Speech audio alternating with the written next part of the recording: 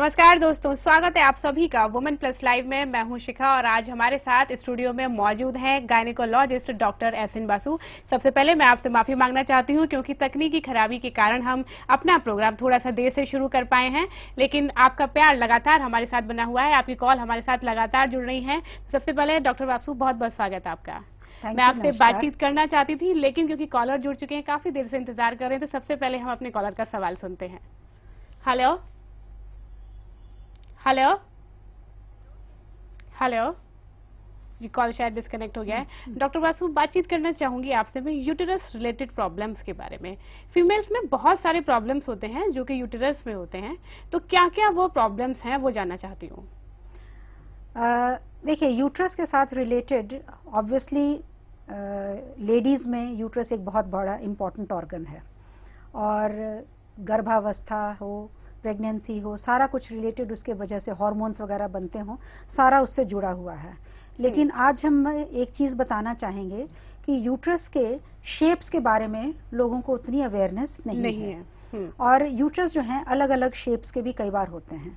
Normally क्या होता है कि जब लड़की माँ के गर्भ में जब उसकी संरचना हो रही होती है तो यूट्रस और ट्यूब्स वगैरह जो हैं वो दो अलग अलग नलियों से डेवलप होने शुरू होते हैं और फिर बीच में आकर के लोअर हिस्से में आपस में जुड़ जाते हैं और उनके बीच की दीवार जो होती है वो डिसअपियर कर जाती है जी। और जब वो वॉल डिसअपियर कर जाती है तो वो बीच में यूट्रस बन जाता है और दोनों तरफ फिर वो जो हिस्सा रह जाता है उसको फेलोपियन ट्यूब्स बोलते हैं, जिससे कि वो अंडे को पिकअप करते हैं जब वो अंडा रप्चर होता है और ट्यूब्स में ही प्रेगनेंसी की शुरुआत होती है। फिर धीरे धीरे एक हफ्ता टाइम लगता है, प्रेगनेंसी यूट्रस में आकर के फिर अटैच हो जाती है और ग्रो करती है। चलिए इस बारे में आपसे बात करूंगी, लेकिन कॉलर जुड़ चुके हैं। हेलो हेलो हेलो जी, वर्षा जी स्वागत है आपका, बताएं अपना सवाल। जी, मैं आई एम 5 मंथ प्रेग्नेंट जी, और ये मेरी सेकेंड प्रेगनेंसी है जी। फर्स्ट डिलीवरी सिजेरियन से हुई थी जी।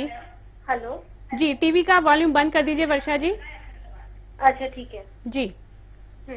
बताएं अपना सवाल। कर रही हूँ, मैं 5 मंथ प्रेग्नेंट हूँ और ये मेरी सेकेंड प्रेगनेंसी है। फर्स्ट डिलीवरी सिजेरियन से हुई थी। रीजन था प्लेसेंटा लपक गया था बेबी पर और मुझे 8 मंथ से ब्लीडिंग होना शुरू हो गई थी। मतलब ज्यादा नहीं होती थी लेकिन थोड़ी स्पॉटिंग्स होती थी। तो मुझे जानना है कि ये इस बार भी क्या मेरी डिलीवरी सिजेरियन से होगी, और अगर सिजेरियन या नॉर्मल कुछ भी हो तो मैं क्या फैमिली प्लानिंग का ऑपरेशन करा सकती हूँ, और कुछ चांस है कि मैं सिजेरियन अवॉइड कर सकती हूँ, मेरी डिलीवरी नॉर्मल हो, जिससे मैं कुछ कर सकती हूँ घर पर। जी देखिए, सवाल आपका बहुत इम्पोर्टेंट है और ये बहुत सारी महिलाओं का बहुत कॉमन क्वेश्चन होता है जिनका कि पहले सिजेरियन से डिलीवरी हुई है। लेकिन जैसा आपने बताया कि पहली जो डिलीवरी हुई थी उसमें क्योंकि आपका प्लेसेंटा लो लाइंग था तो इसके पास चलते डॉक्टर के पास और कोई चारा नहीं थी कि मदर और बेबी दोनों की सेफ्टी के लिए सिजेरियन करना तो बिल्कुल एब्सोल्युटली नेसेसरी था। अब रह गई इस मंथ में, इस प्रेगनेंसी में अभी आप सिर्फ 5 मंथ्स प्रेग्नेंट हैं। बहुत कुछ आगे निर्भर करेगा कि आपकी ये प्रेगनेंसी आगे करके कैसे चलती है। आपको प्रेगनेंसी रिलेटेड कोई और कॉम्प्लिकेशंस नहीं होते हैं या प्लेसेंटा इस बार भी कहीं लो लाइंग है नहीं, जरूरी नहीं कि हर बार हो, लेकिन फिर भी तो इसलिए इस स्टेज में ये कहना बड़ा मुश्किल है कि आपकी नॉर्मल होगी कि सिजेरियन होगी। पर फिर भी एक चीज हम जरूर कहेंगे कि एक बार जब सिजेरियन होता है तो वो डॉक्टर ही एंड में असेस कर सकते हैं कि इस पर्सन की नॉर्मल डिलीवरी के लिए ट्रायल दिया जाए कि नहीं दिया जाए। हो सकता है कि आपके बच्चेदानी का मुंह उसके लिए रेडी नहीं हो सकता है आपके बच्चेदानी का मुंह बिल्कुल टाइटली क्लोज रहे टुवर्ड्स द एंड, बेबी का हेड नीचे नहीं आए, बेबी का साइज बहुत बड़ा हो, या प्लेसेंटा फिर से लो लाइंग हो, या आपको और कोई कॉम्प्लिकेशन हो जाए शुरू में, बच्चे के गले में नाल बहुत ज्यादा टाइट हो और अगर लेबर दिया भी जाए तो उसके दौरान उसकी हार्ट बीट ड्रॉप करने लग जाए। तो ये आप कुछ भी कर लें अभी, सिवाय इसके कि अपनी प्रेगनेंसी को नॉर्मली हेल्दी रखें, कोई भी चीज ऐसी नहीं है जो गारंटी कर देगी कि आपकी नॉर्मल डिलीवरी हो सकती है।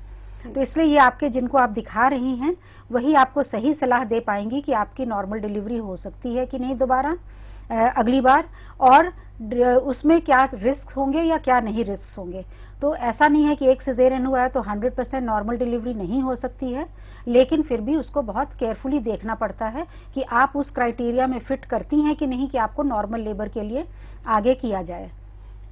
दूसरा क्वेश्चन आपका था कि क्या मैं, अगर सिजेरियन होता है तो क्या मैं उसी समय ऑपरेशन करा सकती हूँ? बिल्कुल आप ऑपरेशन करा सकती हैं, लेकिन ऑपरेशन को 2-3 चीजें आपको ध्यान में रखनी होंगी। एक कि ऑपरेशन आपने कराया तो उसमें भी फेलियर रेट होता है 3 to 4 per 1000, क्योंकि कोई भी method of family planning 100% effective नहीं होता है। सही ढंग से किया हुआ भी ऑपरेशन जो है वो 3 to 4 per 1000 में फेल कर सकता है। दूसरा, ऑपरेशन को बहुत लाइटली मत लें, क्योंकि ये मत सोचें कि जब मन हुआ अगर कोई ऐसी जरूरत पड़ी तो हम दोबारा से ट्यूब्स खुलवा लेंगे, क्योंकि ट्यूब्स दोबारा से खुलवा करके उसमें प्रेगनेंसी होने के चांसेस कम होते हैं। और आजकल फैमिली प्लानिंग के बहुत सारे मेथड्स आ गए हैं, जिसमें कि बैरियर मेथड तो सभी को मालूम है, जैसे और दूसरे तरीके हो सकते हैं कि पिल्स वगैरह हैं। पिल्स के अलावा एक स्पेशल रिंग्स आ गए हैं जो कि आप इंसर्ट कर सकती हैं अंदर खुद ही अपने घर पर, और वो 1 महीने के लिए इफेक्टिव होती हैं। तीसरी चीज है कि इंजेक्शंस हैं, प्लस मल्टी लोड या कॉपर टी या जो भी करें, जिसको IUCD कहते हैं, वो इस्तेमाल कर सकती हैं। जिनको IUCD से हैवी ब्लीडिंग होती है और वो लंबे समय तक गर्भ निरोधक इस्तेमाल करना चाहती हैं, तो एक स्पेशल ढंग की वो आ चुकी है IUCD, जिसमें कि मेडिसिन कोटेड होती है, उसमें मेडिसिन भी होती है, और इसकी वजह से आपके पीरियड्स वाला प्रॉब्लम जो होता है वो भी सॉल्व हो जाता है। तो इसलिए फैमिली प्लानिंग के लिए सिर्फ एक ये ना सोचें कि आपके पास एक ही तरीका है कि ऑपरेशन करा लिया, बिकॉज ऑपरेशन जो है इरिवर्सिबल चीज है, और रिवर्सिबल बहुत सारे हमारे पास मेथड्स होते हैं। और ये हम इसलिए आप जो भी करेंगे अपने डॉक्टर से पहले अच्छी तरह डिस्कस कर लें कि आपके लिए बेस्ट क्या होगा। टेक्निकली हम लोग operation at the time of caesarean बहुत आसानी से कर सकते हैं, इसलिए कोई प्रॉब्लम नहीं है, लेकिन सिर्फ ऑपरेशन ही कराना इंपॉर्टेंट नहीं है, आपको ये भी देखना होगा कि आपके लिए कौन सा सूटेबल है, और बहुत सारे reversible methods of family planning हैं। और अगर ऐसे सर्जरी की बात है तो आपके हस्बैंड भी करा सकते हैं या कुछ ऐसा, तो आप इसके लिए before you go in for caesarean और डिलीवरी कई महीने पहले से अपनी इंफॉर्मेशन आप कलेक्ट कर लें पूरी, उसके ऊपर अच्छी तरह सोच विचार कर लें कि कौन सा मेथड आपके लिए सूटेबल होगा, क्योंकि ये ऐसे तरीके हैं और ऑपरेशन ऐसा है जिसको लाइटली नहीं लेना चाहिए, और काफी सोच विचार के बाद ही इस मेथड को फॉलो करना चाहिए। जी बिल्कुल, काफी डिटेल में आपने इनको सारी जानकारी दी है, इनको क्या करना चाहिए और क्या नहीं। लेकिन अगले कॉलर जुड़ चुके हैं, उनसे बात करते हैं अभी। हेलो। हेलो जी हेमलता जी, स्वागत है आपका, बताएं अपना सवाल। हेलो मैम, मेरा बच्चा हुआ था 3 अगस्त को। जी। हाँ, तो उसको हार्ट में छेद था जी। और वो बच्चा 13 सितंबर को मर गया।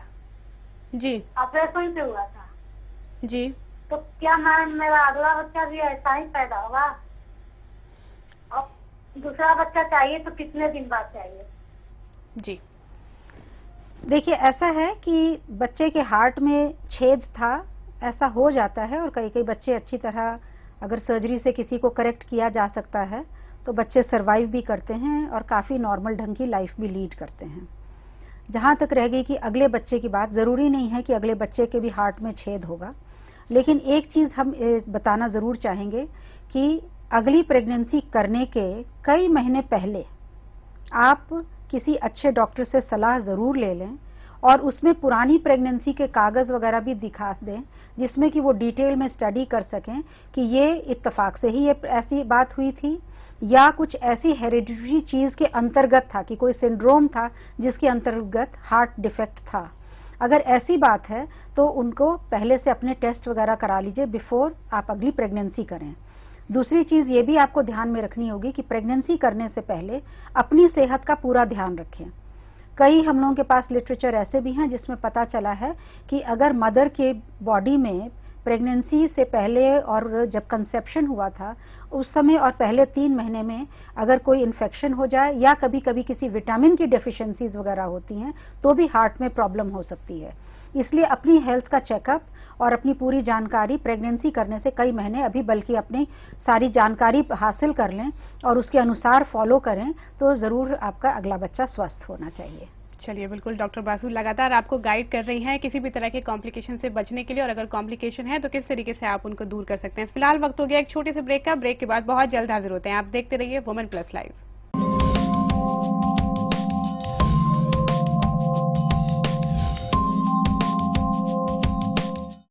ब्रेक के बाद आप सभी का वुमेन प्लस लाइव में एक बार फिर से बहुत बहुत स्वागत है। हमारे साथ स्टूडियो में डॉक्टर बासु मौजूद हैं, तो आप हमें कॉल कर सकते हैं और अपनी वुमेन हेल्थ से जुड़ी हुई किसी भी समस्या का समाधान जान सकते हैं। डॉक्टर बासु, एक सवाल यहाँ पर आपने बताया डिफरेंट शेप ऑफ यूटेरस, कौन सा शेप जो है वो नॉर्मल होता है और किस शेप में ज्यादा कॉम्प्लिकेशन क्रिएट होते हैं?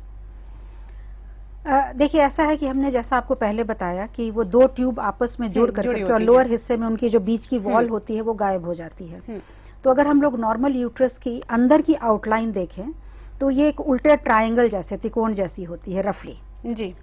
और अगर वो कई बार क्या होता है कि डेवलपमेंट के दौरान इसमें बहुत सारे डिफेक्ट्स होते हैं। कई बार होता है कि जो बीच की दीवार होती है वो पूरी की पूरी रह जाती है और इसलिए दो यूट्रस ऑलमोस्ट जैसे इस लेडी के होते हैं। और रेयर केसेस में ऐसा भी होता है कि उनके जो बच्चेदानी का मुंह या सर्विक्स जिसको कहते हैं वो भी दो हो सकते हैं। इसीलिए कई बार कहा जाता है कि इस लेडी के दो यूटेरस हैं। हाँ बिल्कुल, क्योंकि वो डिवाइड नहीं हो पाती वॉल। हाँ। और इससे कम जो होते हैं कि जितनी वॉल गायब हो गई है उसके हिसाब से शेप थोड़ा सा, जिसमें कि हो सकता है कि बिल्कुल थोड़ा सा हार्ड शेप्ड यूट्रस हो सकता है, उससे बड़ी दीवार हुई तो बाइकॉर्नुएट टाइप का हो सकता है, या पूरा ही पूरा एकदम अलग हो गया है तो डबल यूट्रस डायडेल्फिस जिसको कहते हैं जी। इनसे प्रॉब्लम्स क्या होती हैं कि सबसे इंटरेस्टिंग बात है कि जितना कंप्लीट डिवीजन है उनमें प्रॉब्लम्स कम होती हैं। कई बार ऐसा भी होता है कि एक तरफ का यूट्रस तो आधा हिस्सा पूरा डेवलप कर गया और दूसरा हिस्सा बिल्कुल छोटा सा डेवलप होकर के रह गया। तो जैसे लगता है कि एक उसके ऊपर एक बड जैसा ग्रो कर रहा है जी। अब उसमें जो उधर का ट्यूब और ओवरीज अगर नॉर्मल हैं तो वो प्रेगनेंसी नहीं नॉर्मली करेंगे, क्योंकि वो कम्युनिकेट कर रहा है कि नहीं कर रहा है इसके ऊपर डिपेंड करता है। और अगर कम्युनिकेट कर रहा है तो कई बार प्रेगनेंसी उसी में अटक के रह जाती है, तो एक्टोपिक प्रेगनेंसी हो सकती है जी। और उसमें फिर सर्जरी ही करानी पड़ती है, क्योंकि दवाइयों से अनलेस बहुत अर्ली स्टेज में पता चल जाए। और दूसरा है कि जो यूट्रस है अगर दो हिस्सों में है तो उसमें कई बार दोनों में प्रेगनेंसीज हो जाती हैं। कभी एक हिस्से में प्रेगनेंसी होती है, दूसरा हिस्सा पूरा डेवलप नहीं करता है। और कई बार ऐसा भी होता है कि आधा ही यूट्रस होता है जिसको बोलते हैं यूनिकॉर्नुएट यूट्रस, जो आधी दूसरी तरफ से कंट्रीब्यूशन आनी चाहिए थी यूट्रस की वॉल में, वो आई ही नहीं। तो वह आधा सा। इन सब में क्या होता है कि हम लोगों को देखना पड़ता है कि क्या ये इनफर्टिलिटी कॉज तो नहीं कर रहे हैं जी। दूसरी चीज ये भी देखनी पड़ती है कि इसके साथ जब ये प्रॉब्लम्स आती हैं इसके साथ एसोसिएटेड किडनी में भी अबनॉर्मैलिटीज हो सकती हैं। चलिए क्या क्या कॉम्प्लिकेशन हो सकते हैं बात करेंगे, लेकिन कॉलर जुड़ चुके हैं राजस्थान से अभी। हेलो जी, चांदनी जी स्वागत है आपका, बताएं अपनी परेशानी। मैम मेरी शादी को 4 साल। चांदनी जी आपकी आवाज अब तक बहुत कम आ रही है, आप थोड़ा सा वॉल्यूम बढ़ाएं। हेलो। मेरी शादी को 4 साल हो गए मैम जी, लेकिन अभी तक प्रेग्नेंट नहीं हुई जी। तो टेस्ट कराया तो उसमें वो ट्यूब में इंफेक्शन हुआ था जी।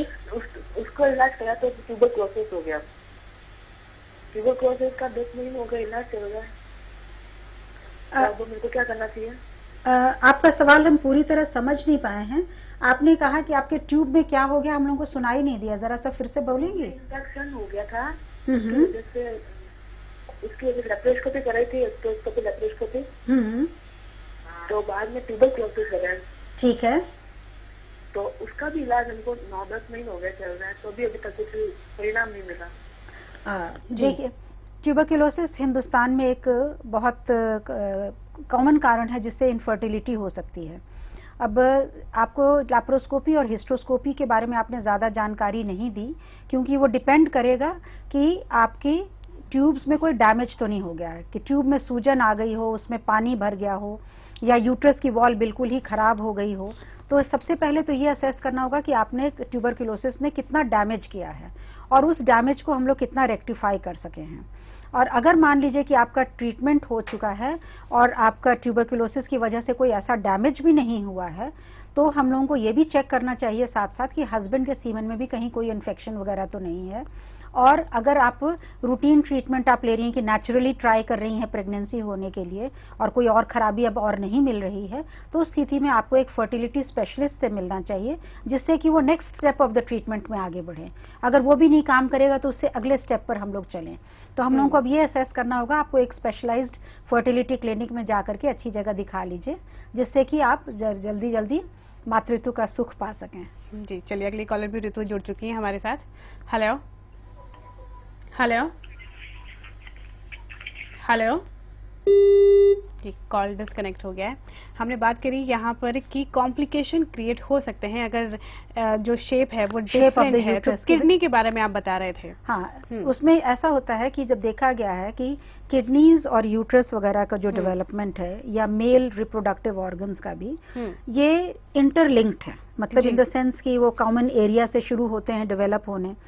तो देखा गया है अमूमन कि अगर यूट्रस के कोई प्रॉब्लम्स हम लोगों को नजर आते हैं, डेवलपमेंटल मतलब स्ट्रक्चरल प्रॉब्लम्स आ रहे हैं, क्योंकि कई लेडीज ऐसी भी होती हैं कि उनके ट्यूब्स और ओवरीज तो हैं, यूट्रस बना ही नहीं होता है, डेवलप ही नहीं करता, वो आपस में जुड़ता ही नहीं है और वो पतले से ट्यूब्स बने रह जाते हैं और सिर्फ नीचे वजाइना तो होता है। उस केस में किस तरीके के कॉम्प्लिकेशन आ सकते हैं? नहीं, उसमें कॉम्प्लिकेशन पहले वो किडनीज के बारे में हम कंप्लीट कर दें। तो इनके साथ देखा गया है कि एसोसिएटेड किडनी प्रॉब्लम्स भी होते हैं, कि एक तरफ की किडनी ना होना, किडनीज का आपस में जुड़ा हुआ होना ऊपर, एक किडनी नॉर्मल जगह पर लोकेटेड है, एक किडनी नीचे जाकर के यूट्रस के बगल में आसपास कहीं पड़ी हुई है।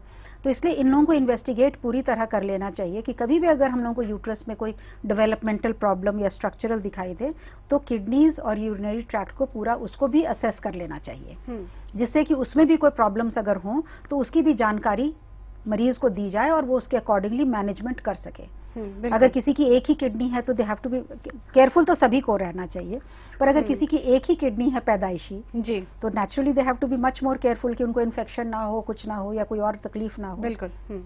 अगर मान लीजिए ये भी सारी चीजें ठीक हैं तो कई बार फर्टिलिटी में भी प्रॉब्लम्स आ सकती हैं, पर नॉर्मली देखा गया है उतनी ज्यादा नहीं आते हैं, लेकिन मिसकैरेजेस ज्यादा होते हैं क्योंकि वो यूट्रस अगर एक ही तरफ का यूट्रस बना है तो वो डेवलपमेंटली कई बार जो होता है उसको अकोमोडेट नहीं कर पाता है, और अगर इसका डायग्नोसिस पहले से हो जाता है तो हम लोग कई बार प्रेफर करते हैं कि ऐसे पेशेंट्स में जिसमें कि एक ही तरह का यूट्रस है या कोई और डेवलपमेंटल प्रॉब्लम वगैरह है, तो कई बार उनके बच्चेदानी के मुंह के ऊपर हम लोग स्टिच दे देते हैं, जिसको हम लोग बोलते हैं सर्वाइकल सर्कलाज। तो इससे अबॉर्शन होने के चांसेस कम हो जाते हैं। लेकिन अबॉर्शन भी दो तरह के होते हैं, एक तो हो गया कि बच्चा नॉर्मली डेवलप कर रहा है और बच्चेदानी ने उसको होल्ड नहीं किया और प्रेगनेंसी बाहर आ गई, और एक होता है कि प्रेगनेंसी में जान ही